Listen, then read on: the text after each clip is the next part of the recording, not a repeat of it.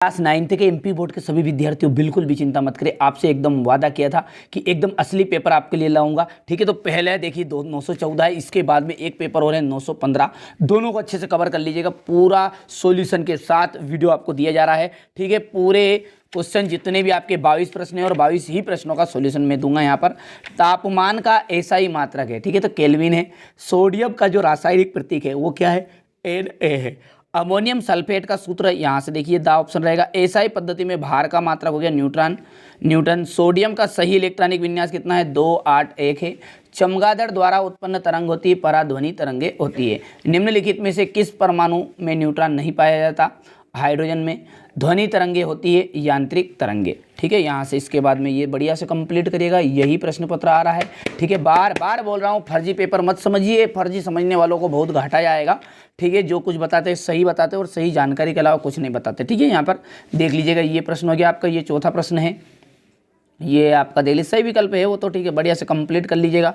चलिए इसके बाद में आगे बढ़ते हैं और पूरा सॉल्यूशन आपको उपलब्ध करा रहा हूँ, आपको केवल और केवल अच्छे से कंप्लीट करना है। ये है आपका क्वेश्चन नंबर 2। ठीक है, रिक्त स्थान। सभी कोशिकाओं के चारों ओर कोशिका झिल्ली पाई जाती है। सोडियम का जो परमाणु क्रमांक है वो 11 होता है। ठीक है, श्रव्य तरंगों की जो परास होती है वो होती है 20 हर्ट्ज से 20,000 हर्ट्ज तक। आयतन मापने का जो साधारण मात्रक है वो है लीटर। वायु में विद्यमान जलवाष्प की मात्रा को क्या कहते हैं, आर्द्रता कहा जाता है। ठीक है, चलिए इसके बाद में यहां से देखिएगा,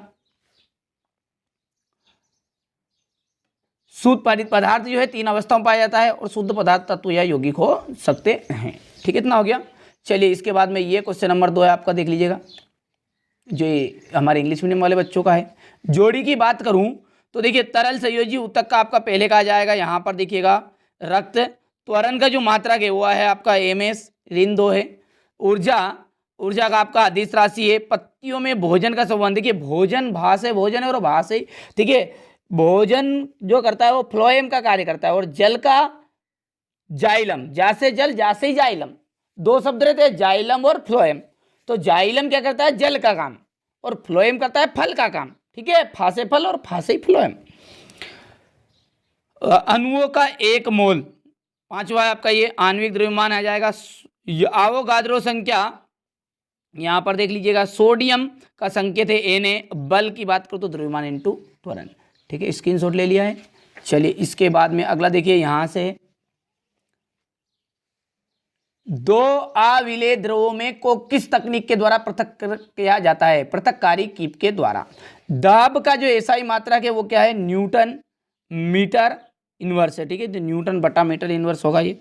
ठीक है, यहां से देखिएगा, किसी वस्तु का जड़त्व किस पर निर्भर करता है, द्रव्यमान पर। संवेग का मात्रक हो गया, यहां से देख लीजिएगा, तरल संयोजी ऊतक का उदाहरण है मंदन। पत्तियों से भोजन का संवहन करने वाले ऊतक का नाम है फ्लोएम।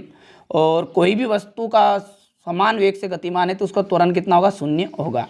ये आपका क्वेश्चन नंबर 4 है। ठीक है, बढ़िया से कंप्लीट आप कर लीजिएगा, इसे हो गया ये। गलनांक को परिभाषित करिए। गलनांक और क्वथनांक में अंतर है। संतृप्त विलयन को उदाहरण सहित व्याख्या करनी है। शुद्ध पदार्थों को उदाहरण सहित। उपधातु क्या है, किसी एक उपधातु का नाम बताइए। ठीक है, किसी भौतिक एवं रासायनिक परिवर्तन के 2 उदाहरण लिखने।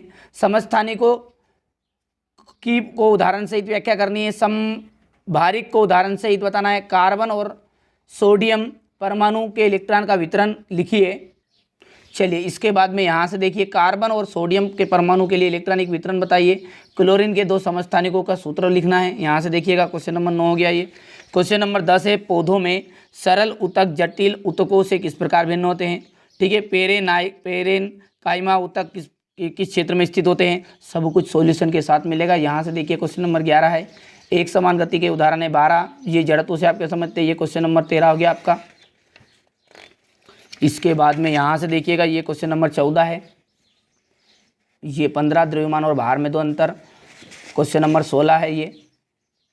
ठीक है, इसके बाद में गुरुत्वाकर्षण के सार्वत्रिक नियम का महत्व बताना है। पादप एवं जंतु कोशिका में कोई 3 अंतर बतानी है। माइटोकॉन्ड्रिया को कोशिका का बिजली घर क्यों कहते हैं, ये क्वेश्चन नंबर 17 हो गया आपका। यहाँ से देखिए ऊर्जा संरक्षण का नियम। ठीक है, मत्स्य संवर्धन के कोई 2 गुण दोष बताने हैं। ये क्वेश्चन नंबर 20 है आपका, देख लीजिए, हो गया इतना। इसके बाद में ये हो गया है, ठीक है। सब कुछ सॉल्यूशन के साथ मिलेगा, घबराना नहीं है। ये क्वेश्चन नंबर 21 है, ये क्वेश्चन नंबर आपका 21 के बाद में ये, और ये अंतिम आपका क्वेश्चन नंबर 22 है, ठीक है भैया। पूरी उत्तरमाला भी गलनांक को परिभाषित करिए, ठीक है, बढ़िया से यहाँ से स्क्रीनशॉट लीजिएगा। ये इसके बाद में थोड़ा सा छोटा कर लेता हूँ ताकि आपको सारी चीज़ें समझ में आ जाएगी यहाँ से, ठीक है, हो गया। इसके बाद में संतृप्त विलयन को उदाहरण से समझाना है, ठीक है भैया। ये इसका अथवा हो गया है। आप तो बढ़िया से मेहनत करिएगा, यही प्रश्न पत्र आने वाले हैं। उपधातु क्या है, किसी एक उपधातु का नाम बताइए। भौतिक एवं रासायनिक परिवर्तन के दो उदाहरण देने हैं, ठीक है, यहाँ से हो गया ये। इसके बाद में समस्थानिक को उदाहरण सहित व्याख्या कीजिए, समभारिक को उदाहरण सहित व्याख्या करनी है, ठीक है। ये आपका कार्बन और सोडियम परमाणु के लिए इलेक्ट्रॉनिक वितरण बताना है, ठीक है। क्लोरीन के 2 समस्थानिकों के नाम सूत्र बताने हैं, सॉरी, ठीक है, हो गया।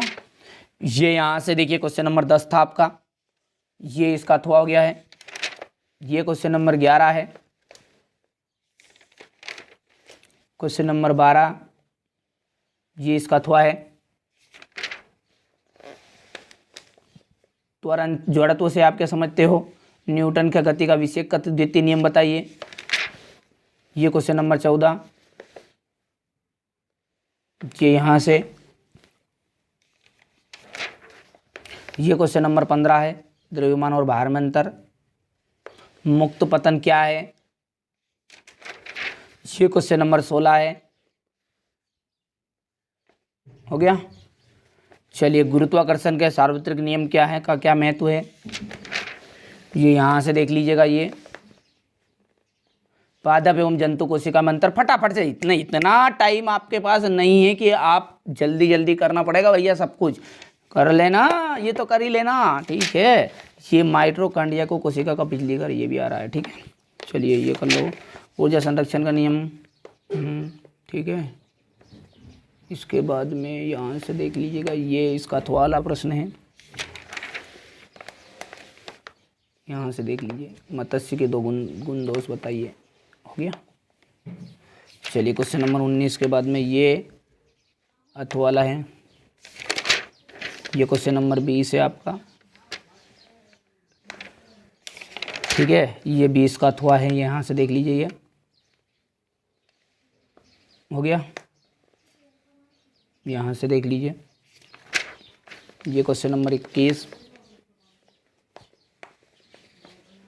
हो गया इतना।